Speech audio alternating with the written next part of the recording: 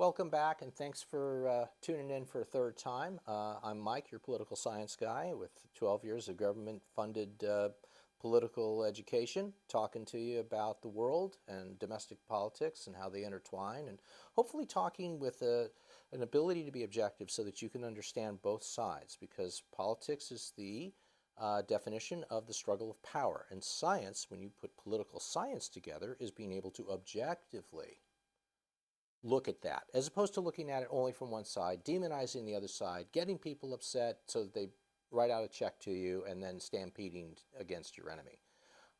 When we're doing this, we're trying to give you, in these troubled and very polarized times, a way of looking at things that allow you to kind of say, okay, I understand why they're doing what they're doing, and this is probably why they're doing it and where they're going to go next. So we left off last with Hamas and Israel on October 7th and some of the motivations that our administration has with regards to, shall we say, backing away from supporting Israel the way they were right after October 7th for political reasons. Now let's talk a little bit about domestic politics, because I think it does matter. We're entering an election year. We have a very polarized electorate, just like we did the last two general elections, which means that we're entering a period that's kind of take no prisoners, don't compromise, and that's very unhealthy for the American body politic. Having said that, people are often motivated not by so much what the leader says, but what the activists underneath the leaders do and say. And then they write out checks, or they go out and pump their fists in the street, or they do things accordingly to it.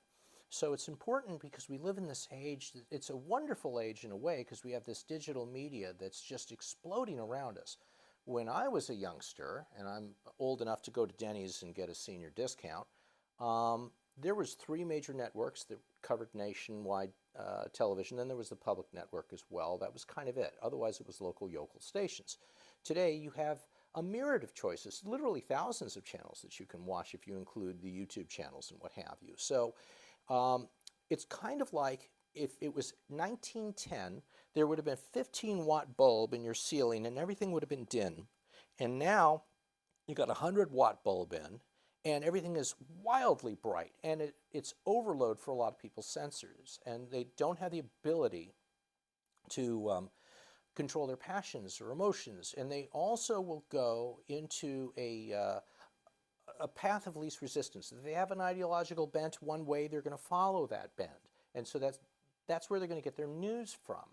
So it's very hard for them to reach across to the other side to see why the other side feels the way they do, and to just, give it a long look so you can cast aspersions at the other side for their motivations. Oh, they're only doing it because they're evil or they're greedy. Not really the case. In most cases, folks on both sides think they're doing the right thing. And on that same issue, they're just approaching it from a different way. Do they have their self-interest involved? Certainly they do. Very few altruists in politics. An altruist, of course, is somebody that's willing to do something just because it's for the good of the country. But believe it or not, more often than you think, there's a lot of things that happen out of altruism. So in the long run, we don't want this to be the America of the 1850s that preceded the American Civil War, where people just stopped compromising and talking with each other. As Shelby Foote, the great